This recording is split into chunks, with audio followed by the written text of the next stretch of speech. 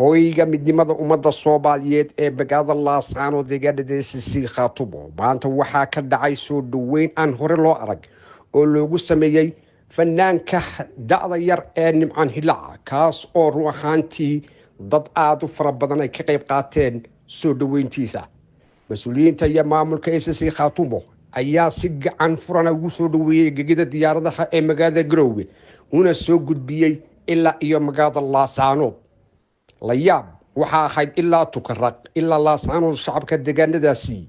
waxa ay isu sugnaayeen si talantaali ah iyaga oo soo dhaweynta qayb lixaad ka qaatay roog casna loo dhigay Nimcaan Hilaac